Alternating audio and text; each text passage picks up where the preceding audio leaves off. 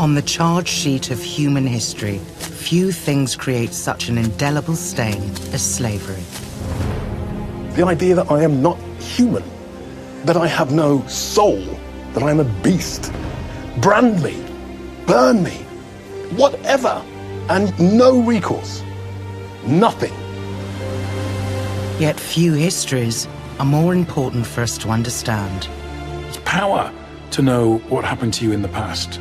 Because if you don't know what happened to you in the past, you can't stop it from happening again. In this series, many well-known faces with a direct and often surprising link to this 1,000-year story are embarking on journeys to different corners of the globe. They'll uncover the truth about their past and tell the story of the oppression and exploitation of one human being by another.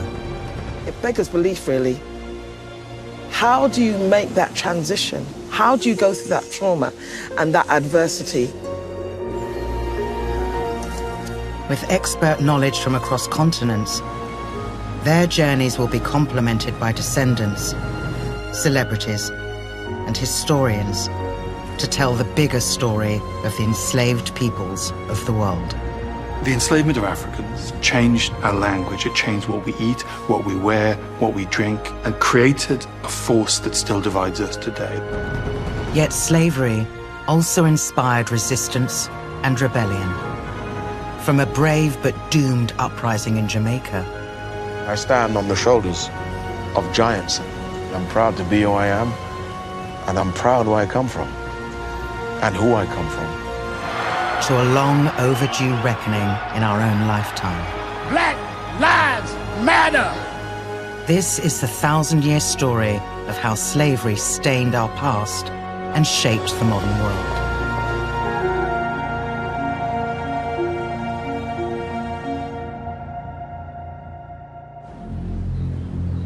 In this episode, actors David Harewood and Hugh Quashie explore opposite sides of the Atlantic slave trade. It saw an estimated 12 million Africans transported across the ocean and sold into a life of slavery. David travels to Barbados, where he uncovers the reality of Britain's connections with the enslavement and trading of human beings. White supremacy is an English invention that was franchised to several different countries. While Hugh travels to Ghana and discovers how two of his ancestors met very different fates. One benefits from the European intervention, and the other ends up as a slave.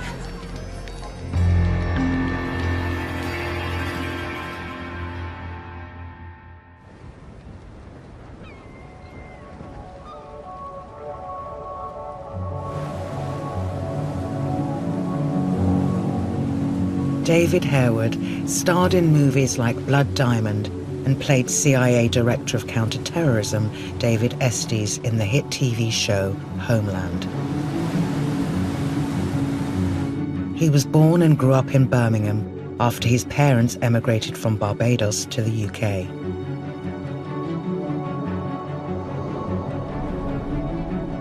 He's come here to try to find out more about his personal history. I know what part of Barbados my mother was from, but there's still so much that I don't know. There's still so much about my past that I don't understand. There's still so many pieces of the jigsaw that are still missing. The story of this island is bound up with the history of slavery. David knows it must be part of his heritage, but he was never taught anything about it in school. It's quite extraordinary that I was never at any point in my educational history taught any of this. This is not on the curriculum anywhere. And in England, it is a particularly buried part of history. I wasn't taught anything about slavery. It wasn't until I developed an interest in my past myself that I went to Dudley Library to find books about slavery, and there were books there, but we just weren't being taught it in school. Everyone needs to know. You need to be able to talk about it and not feel that it's just too much shame for the British. No, let's find out what happened. As well as it making me upset, it also makes me angry that there has just been no discussion about it. My sense of displacement erased. A sense of a dislocated identity erased. To leave the story of slavery out of the histories that we teach in school is to lie by omission and make it more difficult for us to know each other. By the middle of the 17th century, a small island the size of the Isle of Wight became the most profitable of all of England's colonies and a thriving hub of trade. What's the driver of all of that trade? Sugar. Sugar. And what did that require? Clearing land, creating profitable crop systems. But while the lucrative plantations were owned by British settlers, the back-breaking labor was done by enslaved Africans.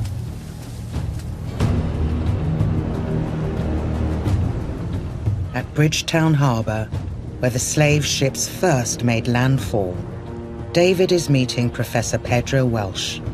He teaches history at the University of the West Indies. So they would bring African slaves here? Yes. A ship would arrive. Remember, this might be 2 months of travel under the most horrendous conditions. They would land in this area and they're crying, but this is land at least.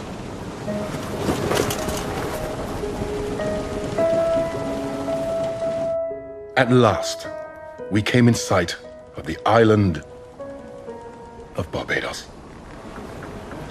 As the vessel drew nearer, we plainly saw the harbor and other ships of different kinds and sizes, and we were soon anchored amongst them. We were conducted immediately to the merchant's yard, where we were pent up all together like so many sheep in a fold, without regard for sex or age. Now comes the worst part of their lives. It's pretty horrendous. The sale of these enslaved persons require that they be in tip-top condition. They're going to be inspected by a would-be buyer. Females are going to have their genitals probed. Men are going to have their testicles looked at. They will be oiled and made to appear a little more presentable. At the song of a gong, don't. People rush to get the best. As far as the English settlers were concerned, once you were of African origin, you were property. In this manner, without scruple, our relations and friends separated. Most of them never to see each other again.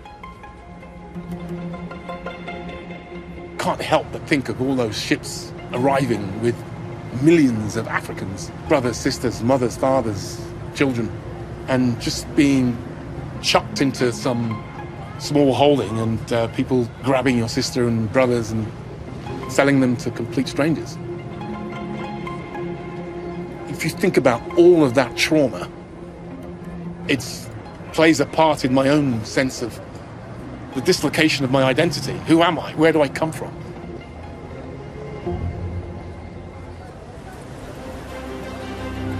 Next, Hugh Quashie discovers the trauma experienced by enslaved Africans before they cross the Atlantic. I'm not sure if it's possible to be a black man in Britain, in the USA, in Africa, and not be angry.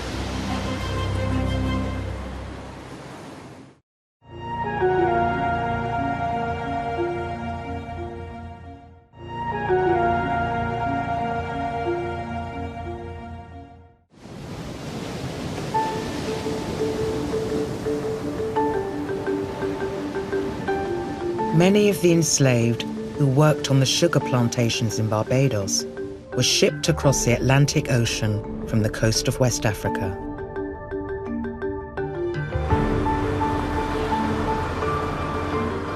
Hugh Kwashi is a British Ghanaian actor and Hollywood star. He is returning to Ghana's capital, Accra, the city he left as a child.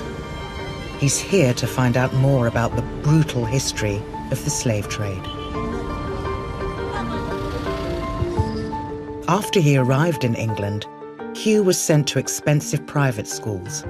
But like David, he never learned much about slavery. If you were taught anything, it was about how William Wilberforce worked tirelessly to end the slave trade. The history of slavery is, of course, a complicated one, but I didn't hear about it while I was learning about the Stuarts and Henry VIII and Florence Nightingale. The Portuguese first established a presence here with the blessing of the Catholic Church in the 15th century.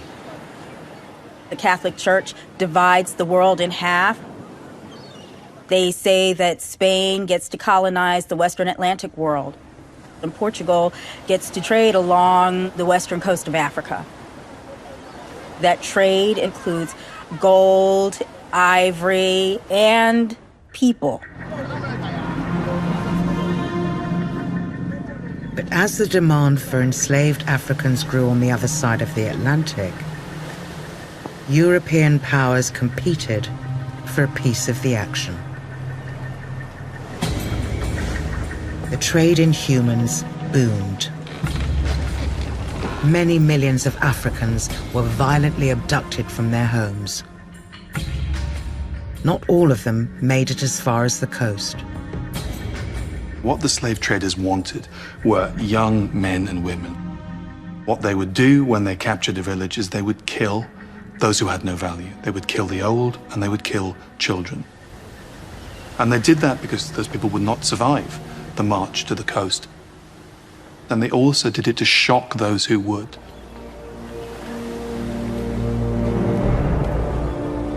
Hugh is going to one of the country's most notorious slave sites, Osu Castle on the edge of Accra.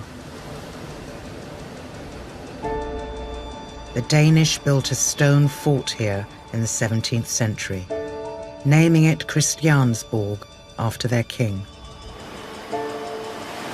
The Danes were small players in the burgeoning slave trade, yet between 1694 and 1803, they shipped 100,000 enslaved Africans across the Atlantic.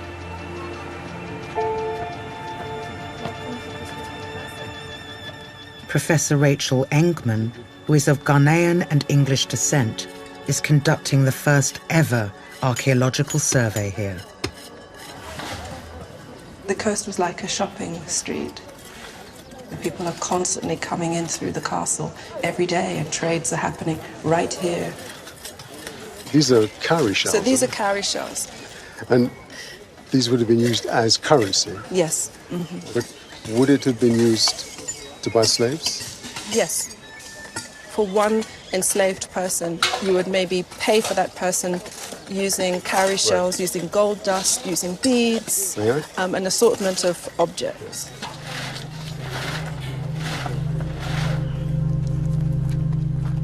Rachel's research into the castle's history has unearthed shocking details of the conditions captive Africans were kept in here. So the enslaved would have been in this room, they would have been standing, they would have urinated and defecated as they were standing because there was just no space. So how many people? You could have as many as up to 200 in this space. So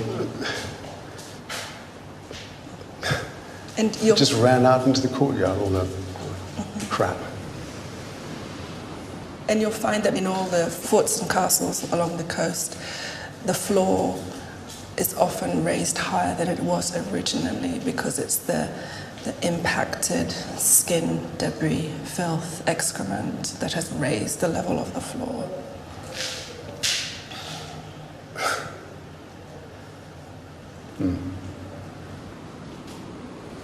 Thus, seeing my miserable companions and countrymen in this pitiful, distressed and horrible situation, with all the brutish baseness and barbarity attending it, could not but fill my little mind with horror and indignation.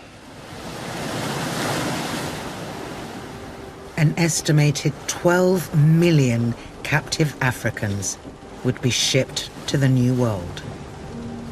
We know of that 12 million that around 1 million didn't survive.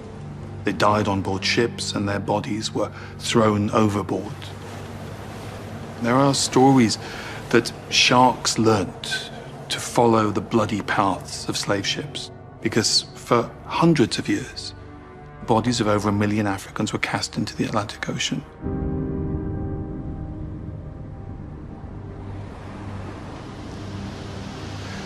I'm not sure if it's possible to be a black man or woman in the USA, in Britain, in Africa, and not be angry, knowing what we do about our history and knowing what we face in the present.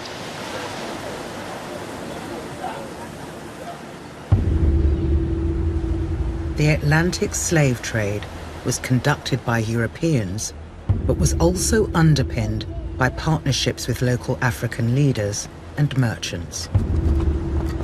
You know, I came here by boat today, and it was pretty clear, even in a boat with an outboard motor, it was difficult to land.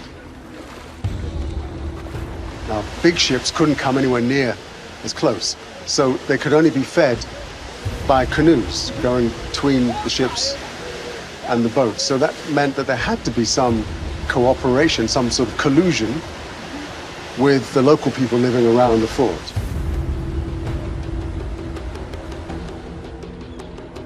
Slavery was already present in the world, and it was present in the continent of Africa, but it was different. Your status was not inherited by your children. You could find a way to move up in society. Now you see where there are Europeans trading with people of African descent, and they're putting people into this transatlantic slave trade, providing human capital for plantations. This form of slavery becomes racialized and commercialized.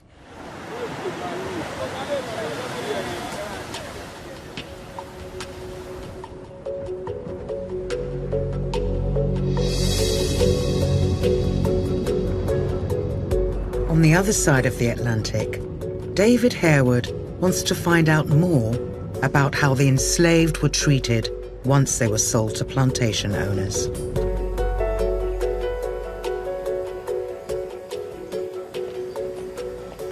He's come to the Barbados Museum and Historical Society. It houses documents that reveal how the British established a brutal model of slavery here that would soon be exported to other colonies. Okay, so let's see if we can find them here for you. Museum director Alessandra Cummings has looked out a book that details a draconian legal framework that was introduced in 1661, the Slave Code. This volume makes it very clear that Africans were property, they were not individual human beings. Right. And the question might occur, why were laws needed? Well, within 20 years of the establishment of a sugar economy in the island, the enslaved population outnumbered in a very significant way the white plantocracy. And they felt the need for a certain level of control.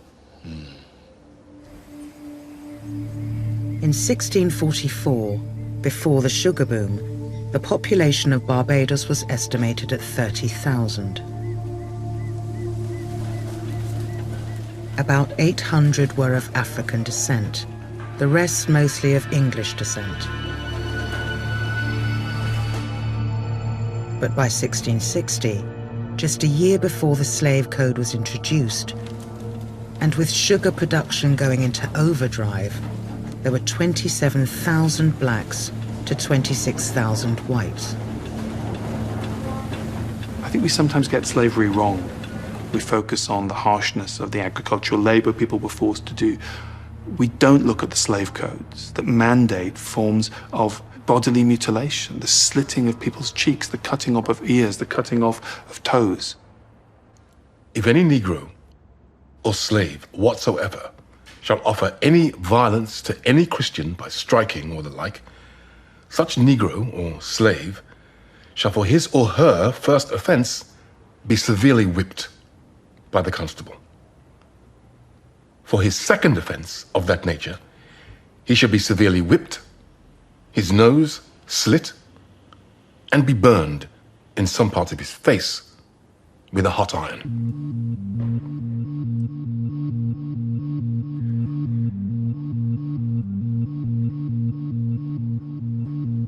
When they were really serious, they brought to the table this thing, this branding iron.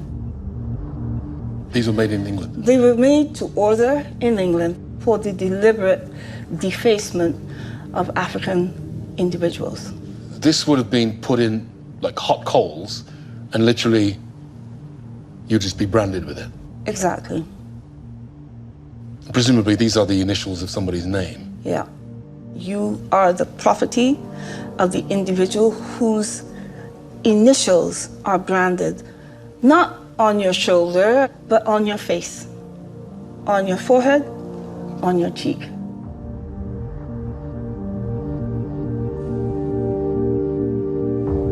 This law, it's taken to Jamaica, it's taken to South Carolina, and it spreads all across the region.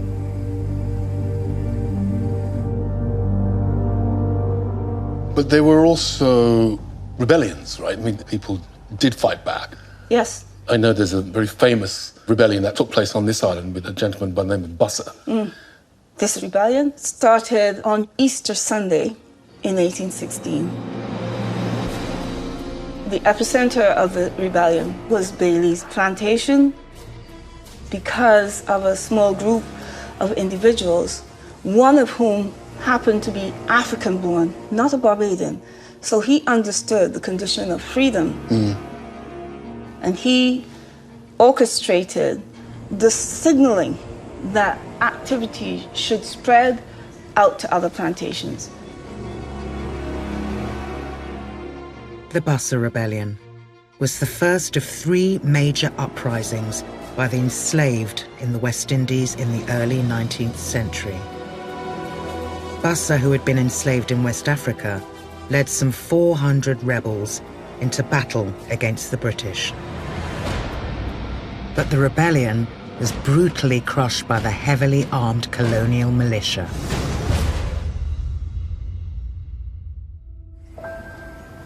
Reading that slave code, that was British, that was English. White supremacy is an English invention that was franchised to several different countries. The idea that I am not human, that I have no soul, that I am a beast. Brand me, burn me, whatever, and no recourse, nothing, because I'm not human. And I think that's fundamental to understand how that has informed racism.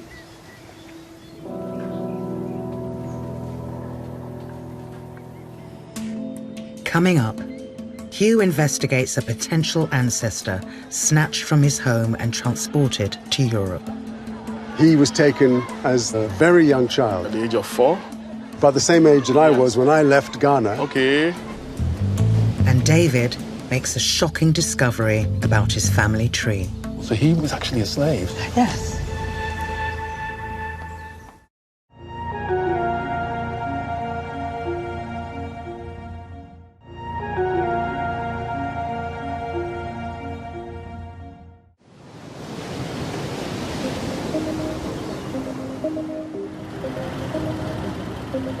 In Ghana, actor Hugh Kwashi is on the trail of an 18th century ancestor.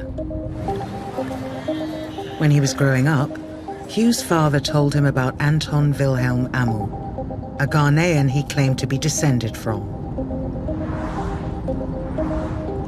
He also gave him a paper about Amu's extraordinary life that still haunts him. I didn't read it for a long time, but then I suddenly realized that actually this is an interesting story, and so I started reading it and started doing a bit of research. But yes, he wanted me to know about it.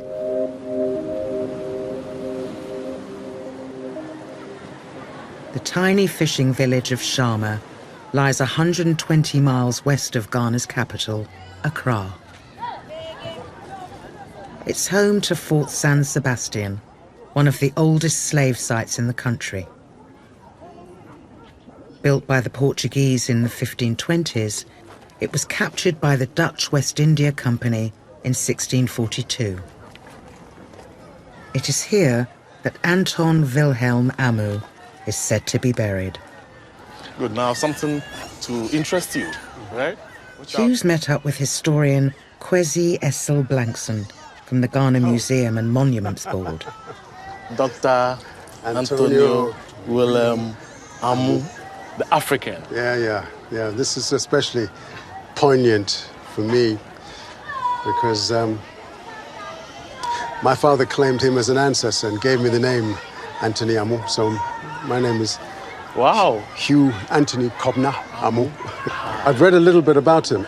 Born around 1703, taken a very young child. At the age of 4? About the same age that I was when I left Ghana. Okay. He was taken to the Netherlands and then on to Prussia. Amu was transported to Europe by the Dutch West India Company as a child and given as a gift to the Duke of Brunswick-Wolfenbüttel in modern-day Germany. He was one of the first Africans to attend a European university, becoming a professor of philosophy and publishing several important works. He returned to Ghana in the 1740s. Also, and this I didn't know until very recently, he had a twin brother. Oh, I see. And the story is that the twin was seized illegally by a Dutch privateer and taken to Suriname. I see. So Amu came back, according to the legend. He demanded the return of his brother, or reparations. The Dutch got a bit alarmed, and my understanding was that he ended up. That was the reason why they brought him house here. Prisoner. It is especially poignant, isn't it, that within the same family, two people experience slavery in different conditions. One who becomes a very distinguished philosopher and academic in Europe, the other who stays and eventually ends up as a slave.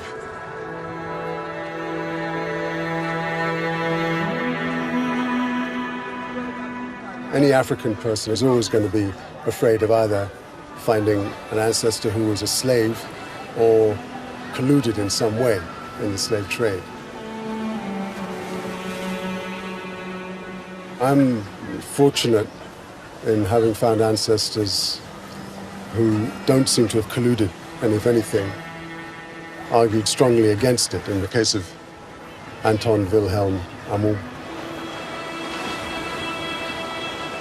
But I do wonder about the double-edged sword of Western civilization. On the one side, it did produce some great intellectual and academic distinction. On the other side, it devastated communities and impoverished them.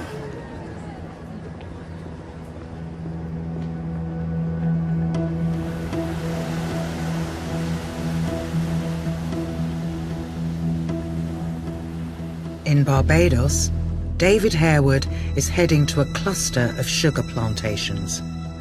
He's hoping to find a direct link to his enslaved ancestors, once owned by the aristocratic Harewood family. I'm finding out about my family, and it all helps to colour in my identity. Just the history of my people. I'm sure that it could get a little emotional. It's a very dark chapter of British history. Before 1834 and abolition, the enslaved were not included in usual records of births, marriages, and deaths. They were seen merely as property or chattel.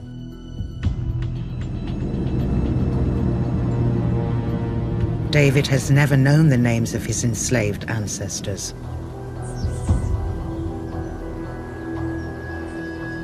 They had 2 plantations just down from here.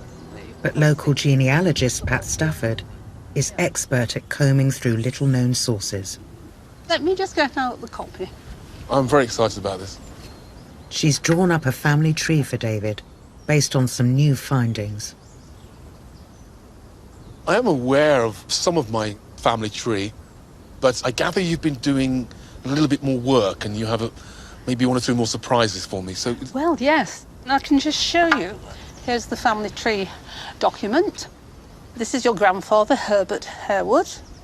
And here's Benjamin William. And he was living on College Estate in St. John. And he was born in about 1840. And on his marriage certificate, Benjamin has told us that his father was called Richard Harewood. Before great-great-grandfather Benjamin was born, it was the era of slavery, so there are no earlier records of births, marriages, and deaths. But there is one other place to look: the slave registers, introduced in 1817, 1 year after the Bussa Rebellion. College Estate is immediately north. The next door plantations were Fortescue and Thickets, and they were owned by the Earl of Harewood. Oh, here we go. And on their registers, we found a record for a lady called Betty. She had a son called Benjamin. And then we thought, well, where did Richard come from? The chances are that he's also on this register. And sure enough, who do we find? Wow. Richard, age 17 3/4 in 1834. These are the people that we believe are your 4 times great-grandparents. Wow. So that's my dad's dad's dad's dad. That's right. to connect David Harewood to Richard, 1817, I mean, that's just fantastic. So this guy was obviously working under slavery. This guy was. Absolutely. That's what I hadn't got before. So these guys were actually. He was actually a slave. Yes. He was, and so was his wife. That's I know incredible. it's quite a sad thing to know, isn't it? Yeah. Yeah. Thickets, where Richard and Betty were enslaved, is just a mile from Bailey's plantation, where Bussa's rebellion began in 1816. So David's forebears would have been acutely aware of the revolt and experienced the draconian crackdown that followed. Just looking at that, it does make me proud, actually. Very proud. I can say to my children,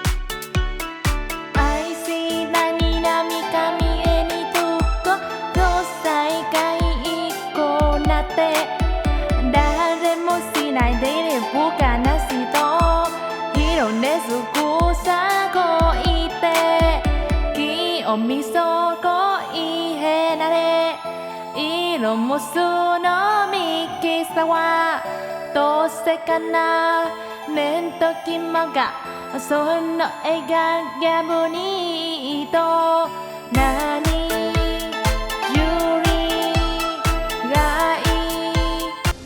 These are your grandparents. This is what happened to them. This is what they survived.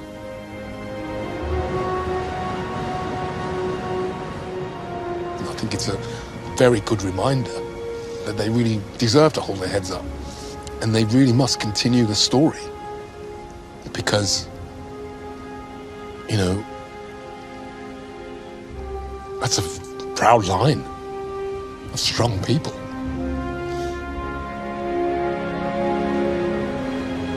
My mother used to say to me when I was growing up, live up to your ancestors' prayers. It's a beautiful way to describe that hope and that promise that those individuals who suffered so much and in their darkest moments of hoping for freedom, hope that their descendants could have so much more than they had.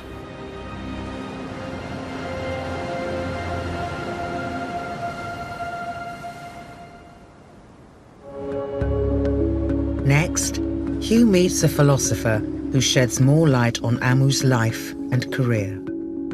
He's just a beautiful counter-narrative to history, but also he allows us to see that the impossible is possible.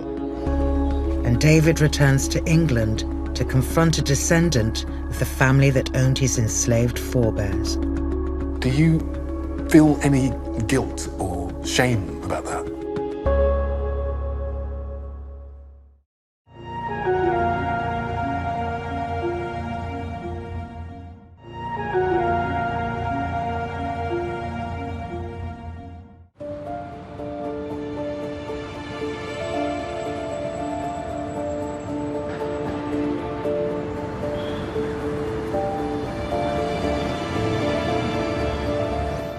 Back in London, Hugh has been doing some more research into the man who could be his ancestor,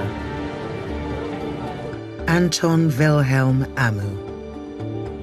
He's linking up with Dwight Lewis, who teaches philosophy at the University of Central Florida. He's done extensive research into Amu's life and work. Hi, Dwight? Dwight, can you hear me? I can. Hey, Hugh. I'm curious as to what your interest in Amu is and what he means to you. You know, growing up here in the U.S., I went to school and I wasn't granted the opportunity to read anyone that was black. I was yelling at my professor saying, you know, we only have these 7 white guys that we keep focusing on, you know, we're the black figures in history. So my goal has been to some extent to change the narrative of what we think about black, especially in the 18th century. You know, we read people like David Hume who just tell us, right, that black is by definition inferior intellectually. And Amu comes prior to them and shows that that's just not the case. And so for me, he's just a beautiful counter-narrative to history, but also he allows us to see that the impossible is possible.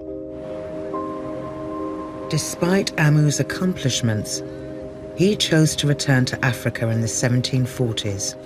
No one is sure why. Do you think he maybe reached the limits of Western philosophy? If I was speculating myself, I would say that the racial tensions had grown astronomically by the middle of the 18th century. This is the height of the slave trade. And so because of this, I actually think he goes home because being a Negro in Germany actually changed from the early 18th century to the middle of the 18th century. And I partly say this because we can just look at... It's clear that the significance of Amu to Dwight is as a historical figure. For me, it's more personal, I guess. And I think over the years, I've come to feel a kind of affinity with the man. He came from the same part of Ghana as my father did. So it's possible that there is a line of direct descent. But in a way, it's not critical. The fact that he lived and he achieved things, that in itself is a source of pride to some extent, but it's also, it sets a precedent, it's an example. It shows what can be done.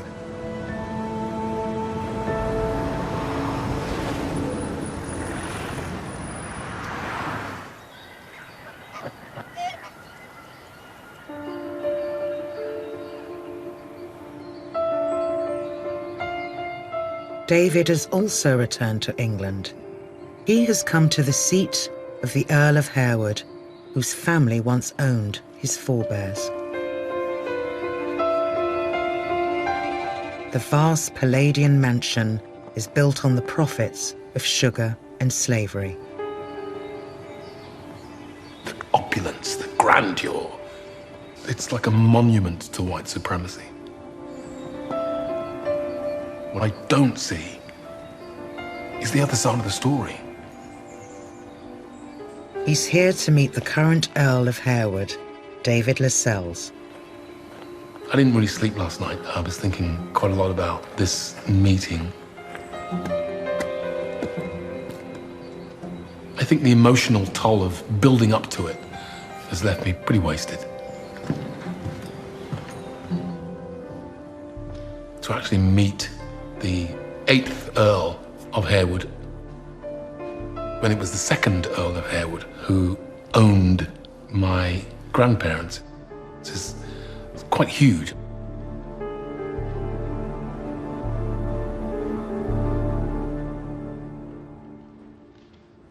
David, thank you for hosting me. Welcome. I've just come back from Barbados and done work in terms of discovering my history and my family connections. So, here we have the slave returns. At the top there it says, the Right Honourable 2nd Earl of Harewood. And you see Betty. Yes. And here at the top there we've got Richard. So my great-great-great-great-grandparents were slaves on your family's plantation. Yeah. And this is a fine house. It's beautiful grounds, but it was built on the proceeds of slavery. Do you feel any guilt or shame about that? No, not in a personal way. I mean, I don't feel that feeling guilty for something that you had no involvement with is a helpful emotion. I think you need to take responsibility for your own actions. But in this, I don't feel responsible, but I feel accountable, I guess. Yeah, there's nothing you can do to change the past, nothing. But you can be active in the present. And in what ways are you actively helping to do that? Well, we did a lot around the time of 2007, the bicentenary abolition of the slave trade, and subsequently, a lot of things to do with the programming we have here, artists we've worked with, educationalists we've worked with, and so on. What I'm responsible for is what I try to do about that legacy, to try, in a small way, to make that a sort of force for good today. Harewood House signals the end of David's journey into his own story and its connection to the history of slavery. I underestimated the psychological toll of it, and knowing how much pushback there has been against Black Lives Matter in the press and on my social media, it's exhausting to deal with the ignorance. People saying, get over it. Because it's tangible for me. It's stuff that I'm kind of dealing with and working through. And my daughters.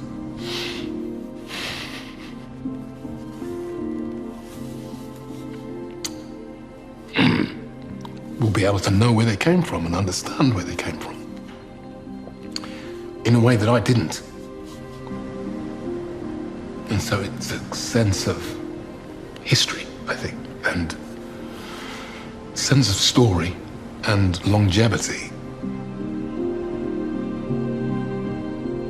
And an understanding of who I am. I'm not just this kid that just comes from Birmingham, you know. I'm more than that.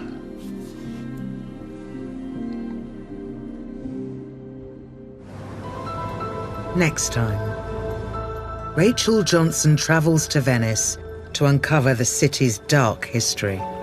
Women were traded like any other commodity here in Venice, you know, silk or spices. While Karen Gibson, who's been called the godmother of gospel, discovers the incredible story of enslaved African turned virtuoso violinist Joseph Emedy. Torn from his parents, his family, and everything that he knew at the age of 12, and then within a few short years, he's playing in an orchestra. It beggars belief, really. And Trisha Goddard discovers shocking details about the Indian Ocean slave trade. The children, there's mostly children. Oh my God.